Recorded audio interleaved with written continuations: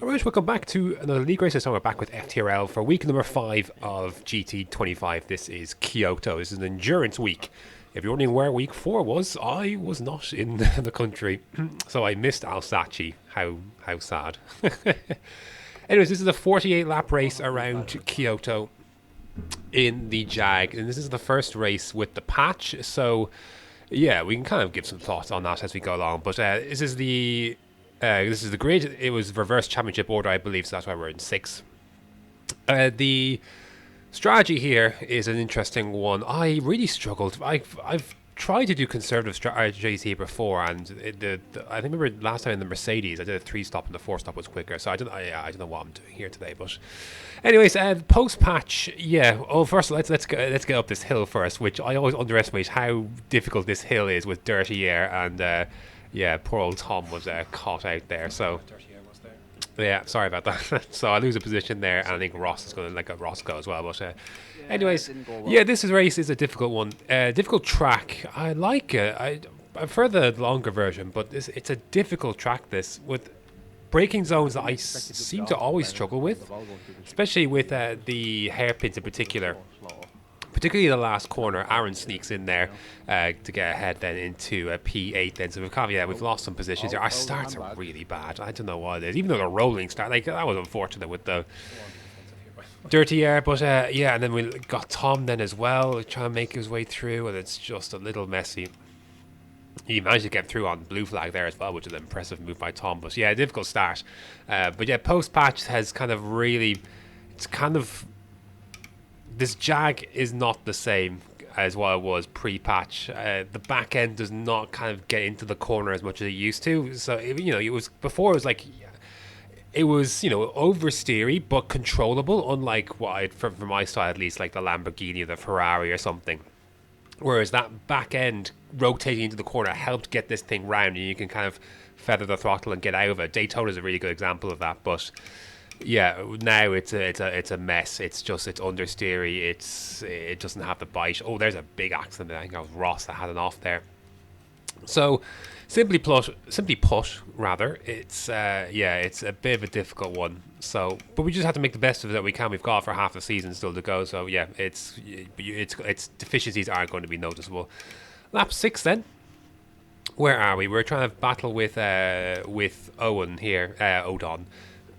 Again, endurance race, this rules then you need to use 5 laps on each compounded tyre. So he goes very defensive then, and that's going to allow Pagani a chance then to get around the outside. Yeah, I was just pinged there, wasn't I? Just trapped. So that was unfortunate. That was annoying as well. In the same vein to lose out there. So I don't know what the expectations are for this race, to be honest. I don't know what I'm unsure on strategy. Oh, big moment there, and Odon has an off then, so we get back into P7. The strategy I'm unsure on as well. I think what I'm aiming for, I think it's a 14 laps a pop. I actually can't remember what it was. It's a few weeks ago now at this stage. But we'll find out in due course. Lap 10 then, you can see we've got a decent way on these mediums. With the patch then, yeah, the softs are basically a qualifying tyre now. They're kind of unusable on long stints in races, which is one of the reasons I picked this Jag was the tyre wear, and it could make the softs last, but which may come to me at other tracks, but yeah, the mediums and the hards then are the 2 tyres you really want to be on now for long periods of the race. And as a Homer has a difficult one, they're going to sneak through there. I was unsure whether the hards or the mediums were genuinely the quicker tyre, because you could do granted you could do quicker times early on the mediums, but by the end of the stint you're definitely going slower than the hards. So I was really unsure what the story was. Lap 13, this is a crucial part of the race. I held up this is a different part of the race I'm thinking of. Tom goes through then on the inside in the Mazda, which again is just, I think would have been my, it would have been the car I think would have been top of most people's lists. But we try to fight this then. But yeah, this corner again, the back end should, love to kick around and rotate, but it doesn't quite have the same oomph. You're actually going to hold Tom off a bay here, I think. Going to kind of pinch him to the line here because, yeah, you got to get the elbows out in GT1. We are coming close to the end of my stint, though. I think I go 14 laps. Yeah, 14 laps then.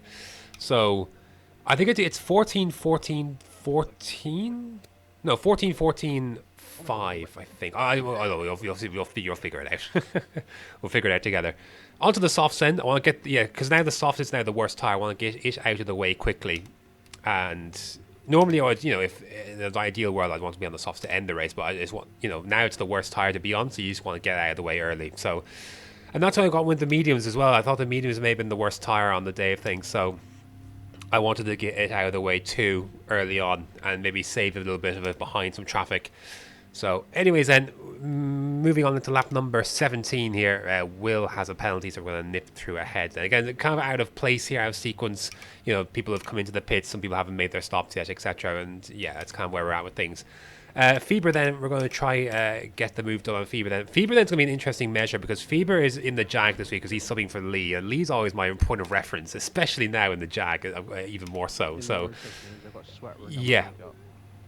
But Feber is doing an extra stop compared to us, so he will be a good reference, I think, as to where things are really at. Here's Biggles then. This is lap 20, by the way, so we're not quite a half distance, but not too far away. Gonna let Biggles go here. Biggles has got very good pace, but just want to, earmark this for later, where, lap 20 and where Biggles is in comparison to us, and you'll see kind of where things get kind of confusing a little later on. But and the lap 20 then, I think we're coming into the pits. I think, did we do 6 laps on this tyre? I think I did 6 laps. I can't really read, but anyways, then into the pits. Then we're going to go on to the hards. Yeah, two 14-lap stints then to end. So we're going to go on hards then, and then we'll decide then at the last stint what we want to do then because I was unsure really what to do. Like I was going to go mediums or I was going to go onto the hards again. But we're going to do hards this stint because we've got to fulfill that. And then we'll go from there. But yeah, look, with this strategy, there is a bit of fuel saving required, and the pit lane here is not too long, so maybe next time when we come to this place, I'll learn my lesson that it's quicker just to go on this variation. It's just quicker to go with the shorter stints pushing. But I genuinely think this is one of those tracks where I found you were slower pushing than you were saving tires. So I thought, well, I might as well just save tires and fuel because I can actually go quicker than if I was wringing the neck out of this thing. So it's it's one of those weird situations. Anyway, then this is the crucial part of the race because we've got Blue Flag and Aaron then behind. Aaron is in contention for this race win, but we're holding him and Simon at bay. We are definitely slower. There's no if and buts and maybes about it. But there's enough grunt down this back straight where the RCZ and the Subaru are lacking a bit. So they're not able to get the run on me to get moved done into turn 1. So we're actually doing a stellar job for Biggles because Biggles is who I want to protect here. Biggles is in contention for this race win. So want to keep him very much in the front here, and I need to hold, as best I can, Aaron and Simon behind. Aaron's going to get the move done on Simon and heading up the hill here then. Aaron is the one with the pace. Simon has kind of similar pace to us, but it'll be a little bit quicker. I'm not quite sure. But Aaron is the one that has got all the pace. So now here he is then. I could never get this last corner right, man. I don't know what it is. I need to just, I don't know. This track, his layout doesn't quite, I just don't quite get on with it as I do with the other layout of this place. But anyways, again, you can see how we're pulling away in a straight line, but Aaron's going to have a much better tyre life. He's going to explore on the outside here. I got to try and ping it to the inside, and that's a beautiful move from Aaron. He's got the corner. There's no way I can fight with this now. So, fair play. He made that move. Very impressive move indeed. But we didn't make it. We had to make him work for that one, and hopefully Biggles will benefit from that a little later on. Anyways, on lap 34, where are we then? Who's behind us? James. James is in contention for this race win as well. And he's on fresher tyres, and we've got to pit still. So yeah, ultimately the 4-stop was the quicker one. The 3-stop wasn't quite it. But I don't know. For me, I don't know. I just can't make I just struggle to make an all-out fly strategy work. I end up losing time sometimes. I feel like so. Anyways, we're going to box this lap then and see where we're at with things. Yeah, difficult to really assess where we really are, but it'll become pretty clear quickly where we are in the grand scheme of things. We've got one more stop to make. I ended up going for the hards then. I just felt the mediums were on the very edge of things, and I just thought, do you know what, I can actually push a bit more on these tires. I thought that would be the thing that would actually come to me, was to be able to push a little bit more on this hard, not have to worry about the wear and babysit, get 14 laps. ultimately this was a mistake. The gap. So we're gonna get by some people here who have made their stops because kind of last pit stops are being kind of made now. Feber then is who we come out ahead, and about 6 second gap to Feber. Yeah, and Fever I think is on mediums. I think to end here, but anyways, or it might be on. Yeah, I think he's on mediums. But anyways, then move up to 7th. So this is the position then we're safeguarding for the last 9 laps of this race. But I just didn't have the pace, and lap 44, you can see Fever's caught all the way up to the back of us here, and he's in the same car. So yeah, this was too conservative, and I probably should have gone mediums to finish here, at least to be able to compete. You know, if the tire went at the end, the tire went at the end. But the 3-stop also wasn't the one either. So, yeah, just a kind of a combination of things. I wasn't sure. I just felt like maybe I could cut loose at the end here and push a little bit more. But, there was a lot of confusion with the strategy. Between wanting to save and wanting to push, and which was actually quicker for me.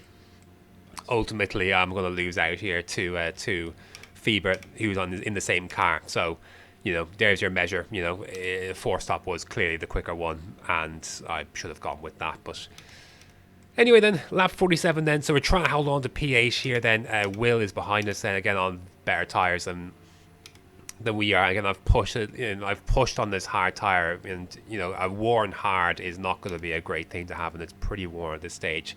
So we're going to try and defend against Will, though, as best as we can. Yeah, I mean, this is our race. We're fighting for it to hold on to P8, but it's going to be difficult. But we'll see what we could do. We've done well so far. We've had rear guard drives before. Anyways, just can't get the thing rotated in, but we should be safe. It's the exit of the last corner that I'm worried about. That's the one that I can't seem to get on with as well as others. So again, braking. How's the exit? It's not brilliant. There's a wheel on the dirt there, and I don't know what the approach for this corner is. Do you go short in, fast, short in, and then early on the power, or do you go wide in? I don't know. I never quite got on with it or figured out how to get it right, but. Anyways, Will's now side by side, and he should have the tyre life to go swooping around the outside, and I can't really fight that. Yeah, so that's going to be it. So we gave him a good battle there as best we could, but yeah, it's going to be P9 in the end. It was a long race, tough race, but Biggles ended up winning then ahead of Aaron and James and finishing in 3rd. But anyways, yeah, difficult one. The strategy wasn't quite right, and between tyres at this last stint here, and then obviously the 3-stop probably wasn't the way to go. Fever, how was Fever in the end? I ran out of fuel. I also ran out of fuel. Fever was about 5 seconds up the road, so not a million miles away on that strategy, but yeah, I feel like probably it wasn't the right one in the end. So learn your lesson in the fucking future, you knob. Go shorter. You'll make the time back up. But anyways, then, yeah, we did what we could. And P9 is, a difficult one. I was left a lot of head scratching after this in terms of, where I was with the update and how to brake and all this kind of thing. So a lot of things to kind of reflect on and try and improve for next week. But we'll see how we get on with that. But yeah, difficult race. P9 is the sum of our efforts then, and just trying to re-establish where everyone is after this patch, and not be able to save the soft tire is a blow for me. Anyways, not being able to use it as much on this Jag. But anyways, here's the standings. Then you can see we're in, I think, 10th. It's very small on my screen. You're recording this, but 10th place. Then I mean, at this stage, the only thing I can really Lee is my best reference really at this stage. And he's below me so far. So yeah, and that's with you can see the blanks. I couldn't even get a reserve to race for me at Alsace, so I got nothing, absolutely nothing. So yeah, I'm probably about 20 points behind where I should be at least. So it's kind of tough that. But anyways, and here's the standings there for the teams. We're kind of in the bottom half of things here, kind of very much out of the title fight. So yeah, it's kind of just do as best we can to win as many races as we can, and support Biggles and Ross and their GT1 title charge. But yeah, that's going to do it for this week's edition of FTRL GT25 around Kyoto. Next up is a set of sprint weeks around Sardinia B. So yeah, that should be fun. So yeah, thanks for watching, and until next time.